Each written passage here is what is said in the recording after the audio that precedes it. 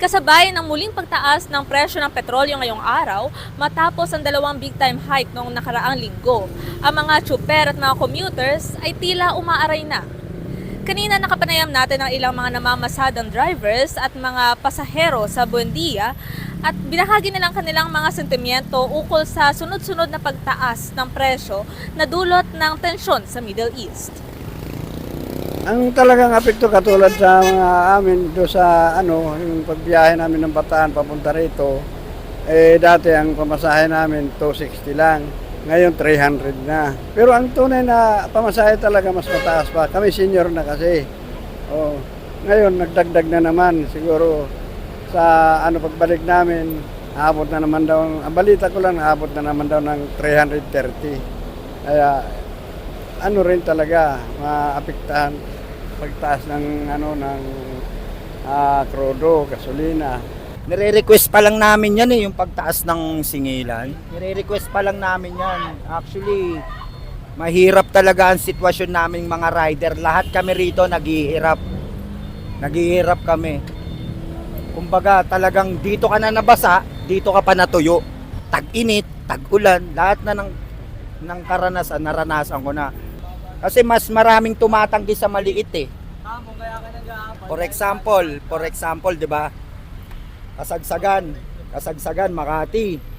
Tatanggap ka ba ng 60 pesos? Sa tingin mo ba yung 60 pesos mo makakarating ba ng 1 litro 'yon? Ay, ng reverse psychology kong sagot.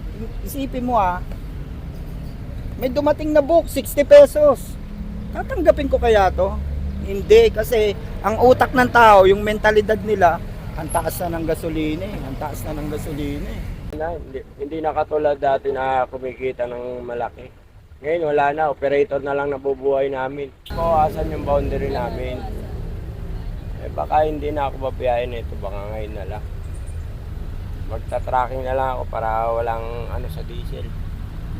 Hindi na ako, dalituhan na lang. Wala, ganun din. Sila lang ang kikita, hindi kami. Wala rin yun. Yung dagdag na piso, ay mangyayari ron. Dadagdag ka ng piso, tapos magiging 100 ng krudo. Dadagdag pa ng, ngayon 91 na yata. Ang krudo. Baka bukas o sa Webes, umabot na 100 megit. Okay, 2 piso. Kung okay sa 2 piso, balik yung dati. Dahil dati kasi, inano na ng 15. Diba yung nagtaas din yung crudo na mag-lockdown. Ngayon kasi piso lang. Ngayon, buwaba na naman. 13. Tapos ngayon, babalik nila piso na dadagdag. Wala na. Operator na lang kikita niyan, hindi na kasama yung driver. At para sa karagdagang balita ukol sa taas presyo ng petrolyo, ako si Abigail Izquierda, nagbabalita para sa Daily Tribune.